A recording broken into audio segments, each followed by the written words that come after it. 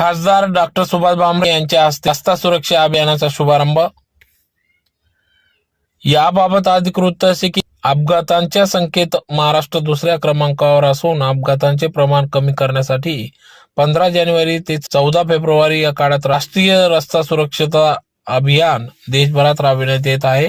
त्यातलाच एक भाग म्हणून आज महाराष्ट्रात परिवहन विभागाच्या राज्यात जनजागृती मोहीम हाती घेतली असून धुळे जिल्हाधिकारी कार्यालय नियोजन सभागृहात आज खासदार डॉक्टर सुभाष भामरे यांच्या हस्ते या मोहिमेचा शुभारंभ करण्यात आला। राष्ट्रीय सुरक्षा सप्ताह अंतर्गत रस्ता अपघाताची कारणे, अपघातांचे प्रकार, अपघातांची ठिकाणे, अपघातांची वेळ, अपघातांची कारणे या विषयांवर वाहन चालकांमध्ये जनजागृती केली जाणार आहे। भारतात आजच्या घडीला सुमारे 10 कोटी वाहने असून आणि अपघातांमध्ये आंध्र प्रदेश पहिल्या क्रमांकावर आहे।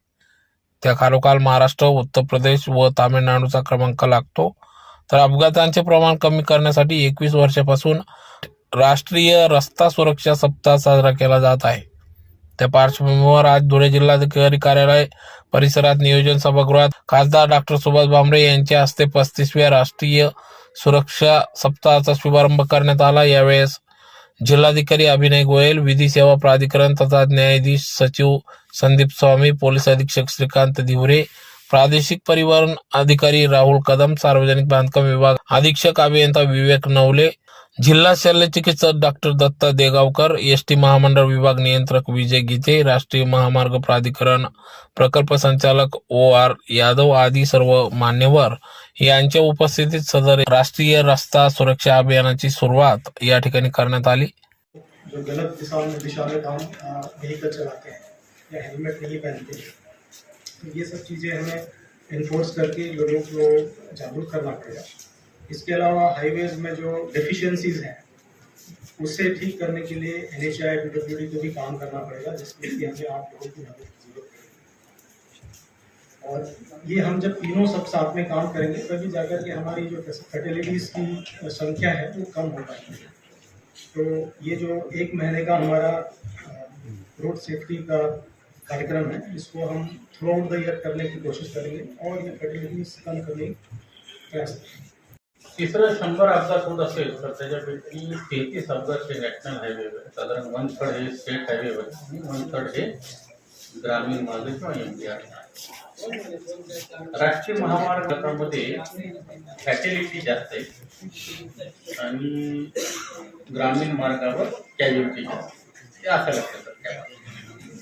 आता हे सांगण्यामागचं सगळं कारण असं आहे की ही जी बिरुद आहे आपलं, की हायेस्ट ॲक्सिडेंट, हे आपण कधीतरी मिटवायला पाहिजे आणि म्हणून शासन, केंद्र शासन, राज्य शासन हा कार्यक्रम दरवर्षी राबवतो, तसं या वर्षी आपण राबवतो। आता त्याच्यामध्ये वर्ल्ड हेल्थ ऑर्गनायझेशन जी म्हणजे जागतिक आरोग्य संघटना, त्यांनी हे जे 10 वर्ष आहे ते 10 वर्ष त्यांनी जगातले अपघात कमी करण्यासाठीचं दशक असं त्यांनी जाहीर केले। म्हणजे जागतिक आरोग्य संघटना एखादं गोष्टीसाठी एखादं दशक जाहीर करते म्हणजे त्याची ग्रॅव्हिटी किती हे आपल्याला लक्षात यायला पाहिजे। आणि त्यांनी आणखीन एक सांगितलं की झिरो विजन पॉलिसी त्यांनी सगळ्या म्हणजे अपघाताचं त्याचे कॉन्सिक्वेन्सेस काय असतात, पाठीमागे काय ते मुलगा करता घरातला गेलेला आहे आणि आईवडील वयोवृद्ध घरी बसलेले आहे, किंवा करता मुलगा गेलेला आहे त्याची विधवा पत्नी आहे आणि लहान लहान मुलं आहेत, ही अशी विदारक परिस्थिती आहे। त्याच्यामुळे आपल्याला इथं जेवढे आपण स्टेक होल्डर्स आहोत, म्हणजे कोर्ट म्हणून सुद्धा आम्ही सुद्धा अवेअरनेसचे प्रोग्राम घेत असतो। आम्हाला हायकोर्टाकडनं त्याचे ऍक्च्युअली सुप्रीम कोर्टाकडनं येतात, ते आम्ही महिनाभर कार्यक्रम आलेले असतात, ते पूर्ण महिनाभर राबवत असतो। त्याच्यामध्ये जरी विषय नसला तरी आम्हाला जे वाटतं की सध्याला अपघातामुळं जी कोर्टामध्ये म्हणजे लोकांना जे भोगावं लागतं ते भविष्यात कमी करता येईल का, या हेतून आम्ही त्या विषयामध्ये मोठा नियम, रस्त्याचे जे नियम आहेत त्या संदर्भात सुद्धा मुलांमध्ये, कॉलेजच्या मुलांमध्ये, शाळेतल्या मुलांमध्ये अवेअरनेस करण्याचा आम्ही प्रयत्न करतोय। असाच प्रयत्न आपण सर्वांनी सुद्धा केला पाहिजे असं मला वाटतं, कारण आपण फक्त कार्यक्रम करून निघून जाणं इतकंच काम नाही, किंवा PWD किंवा ट्रॅफिक किंवा RTO कार्यालय किंवा जिल्हाधिकारी यांचं कर्तव्य आहे, पण मग नागरिक म्हणून जसं साहेबांनी सांगितलं तसं आपल्या प्रत्येकाचं कर्तव्य की हा अवेअरनेस आपण सगळ्यांमध्ये आला पाहिजे। मोटरसायकलवरती आपण कानाला लावून बोलत जातो, खर तर लोकांना फोनवर बोलू नका म्हणून सांगायचं म्हणजे सांगूच नाही, मला तर वाटतं त्याचे कॉन्सिक्वेन्सेस दाखवावे डायरेक्ट, कारण कानाला मोबाईल लावला, इकडून गाडी आली त्याला उडून निघून गेली, हे जेव्हा परिणाम डोळ्यापुढे दिसतील ना तेव्हा कदाचित फोन आल्यानंतर माणूस कानाला लावून गाडी चालवायचा थांबेल, कारण लोकांना परिणामच माहिती नाही. त्याच्यामुळे कॉन्सिक्वेन्सेसच्या जर रील दाखवता आले आपल्याला तर कदाचित चांगला इम्पॅक्ट होऊ शकतो. कारण आपण त्या ह्याच्यावरती पाहतो शेअर चॅटवरती किंवा अजून बरेच आहेत त्याच्यावरती दाखवतात रील छोट्या छोट्या, त्याच्यामध्ये असे अपघात रेकॉर्ड झालेले आहेत. काही विक्टीम आहेत त्याला आपण मदत केली पाहिजे. आणखी हे भावना रुजवण्यासाठी या प्रकारचे कार्यक्रम आम्ही हाती घेतोय. विशेष करून आज ज्या मार्गदर्शक जे फलक आणि काही बुकलेट्स चं अनावरण करण्यात आला, माझी विनंती आरटीओ विभागाला ही राहील की आपण याला किंवा पीडीएफ फॉर्म्स मध्ये किंवा हार्ड कॉपी मध्ये शाळांपर्यंत पोहोचवण्याचाही प्रयत्न करा. शाळांमध्ये आपण काही विशेष कार्यक्रम शिक्षण विभागामार्फत घेण्याचा प्रयत्न करू. कारण मुलांमध्ये जर आपण बेसिक रोड प्रॅक्टिसेस आणि ड्रायव्हिंग प्रॅक्टिसेस बद्दल जर सांगितलं तर नक्कीच याचा फायदा पुढची पिढीला होणार आहे.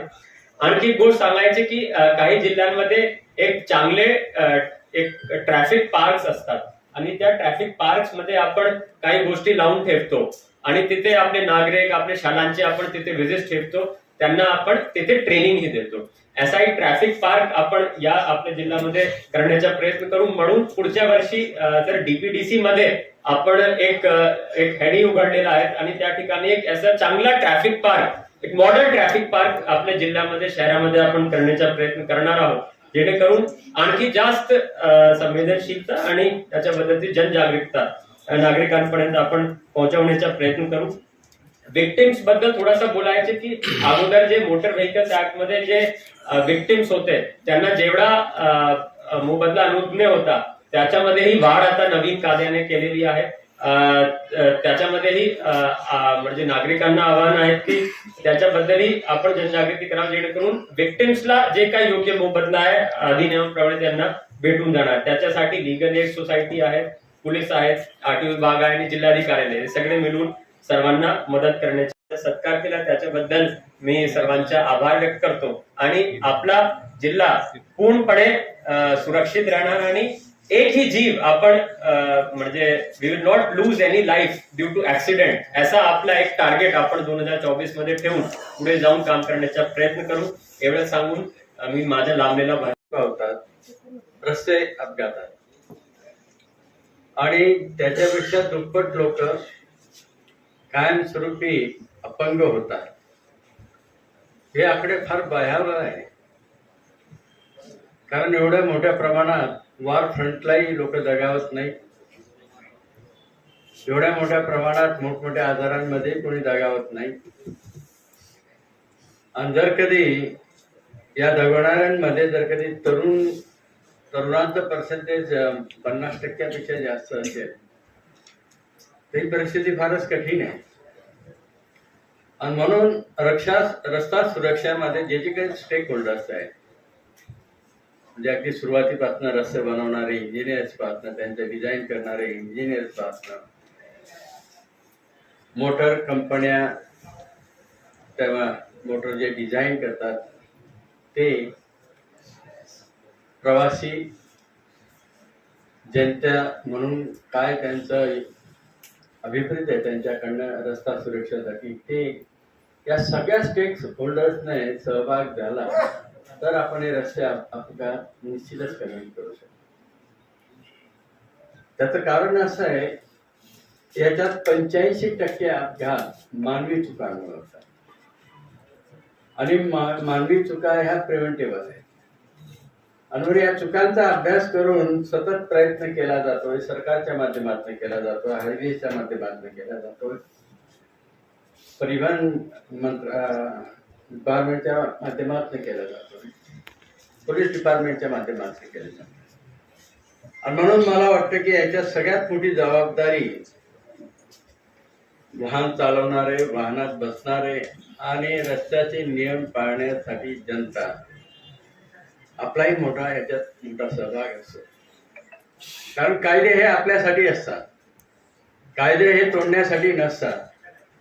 हे जर कधी आपण प्रबोधन लहानपणापासून शाळेत केलं नाही. एक उदाहरण देतो, मी ब्रिस्बेनला गेलो होतो, त्यावेळेस मी संरक्षण राज्यमंत्री होतो आणि 3 वाजता रस्त्यावरनं जात होती माझी फ्लाईट आणि चर्चा झाली. रस्त्यावर आमची गाडी सोडून कोणतीच गाडी नव्हती आणि लाल लाईट लागला सिग्नल. तो गाडीवाला ड्रायव्हर थांबला. मला वाटतं भारतात असा प्रसंग आला तर 99% तो सिग्नल तोडून चाललेला.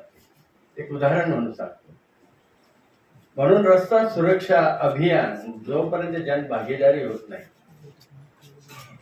जनतेला हे ट्रॅफिकचे नियम समजून आणि त्या ट्रॅफिकच्या नियमाचं पालन करणं हा महत्वाचा भाग आहे. मग अशी सोनार साहेबांनी मला चिट पाठवली.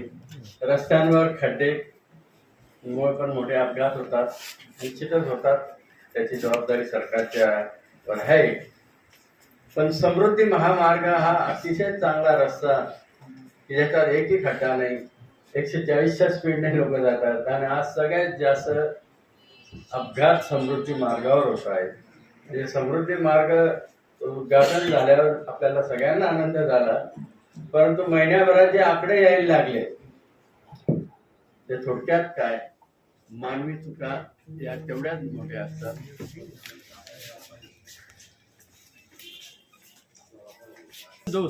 ही जी संकल्पना आहे, डॉक्टर म्हणून माझा अनुभव सांगतो. अपघात झाल्यानंतर पहिला तास सगळ्यात महत्वाचा असतो. रस्त्यावर त्याला ताबडतोब मदत मिळणे. दिवसा बऱ्यापैकी मदत मिळते, पण रात्री कोणी थांबायला तयार होत नसतं. आणि पहिल्या तासाच्या आत जर कधी पेशंट दवाखान्यात पोहोचला नाही तर रक्तस्राव होऊन डेथ होणाऱ्यांची संख्या मोठ्या प्रमाणात असते. ज्यांनी हेल्मेट घातलेले आहे त्यांच्या इतर काही इजा असले आपल्या मानवी शरीरात, डॉक्टर म्हणून सांगतो, हात तुटला, पोटात रक्तस्राव झाला, छातीत झाला, कुठलंही काही असेल तर ऑपरेशन करून आम्ही त्याला वाचवू शकतो. पण जर डोक्याला मार लागला तर तिथं कोणताही डॉक्टर वाचवू शकत नाही. मेंदू डॅमेज झाला तो दुरुस्त करता येत नाही. मेंदूमध्ये रक्तस्राव झाला त्याच्यावर काही इलाज करता येत नाही. आणि म्हणून 2 व्हीलर्स असतील त्यासाठी हेल्मेट फार महत्वाचं आहे. आणि मला असं वाटतं एअर बॅग आणि हेल्मेटपेक्षा सगळ्यात महत्वाचा म्हणजे 4 व्हीलरमध्ये तो सीट बेल्ट महत्वाचा असतो. माझ्या अतिशय जवळच्या नातेवाईकांचा ॲक्सिडेंट झाला किंवा असे 4-5 ॲक्सिडेंट मी रिकॉल करतो. गाडीत 4 लोक बसलेले आहेत, 2 लोकांनी बेल्ट घातलेला आहे, त्यांना काहीही लागलेलं नाही.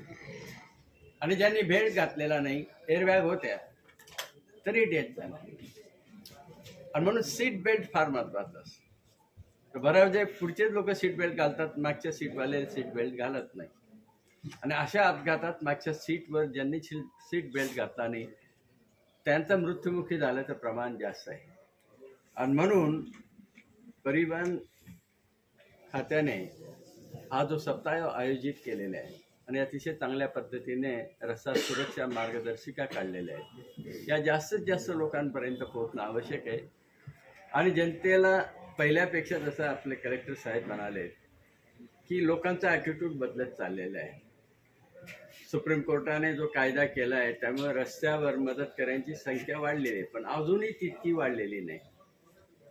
हायवेला जर ॲक्सिडेंट झाला म्हणजे त्याला मी सामोरा गेलो आहे.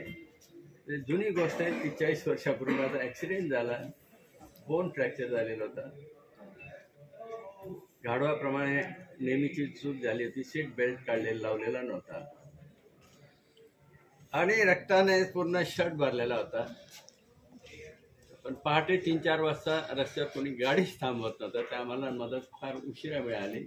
शहाद्याची गाडी आली, त्यांनी ओळखलं की भामरे साहेब आहेत, ते थांबले. ते एनिवे जर फॅटल ॲक्सिडेंट झाला आहे तर इमिजिएट पहिला जो आवर असतो, गोल्डन आवर, त्याच्यात आपण सगळ्यांनी मदत करायला पाहिजे.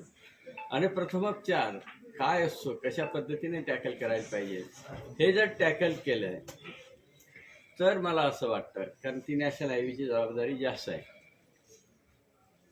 तर बरेचसे नुकसान टाळू शकतो, बरेचसे अपघात टाळू शकतो. आणि या रस्ता सुरक्षेच्या माध्यमातून की जास्तीत जास्त लोकांपर्यंत आपण जे काही म्हणतो ते जाईल अशी मी अपेक्षा व्यक्त करतो.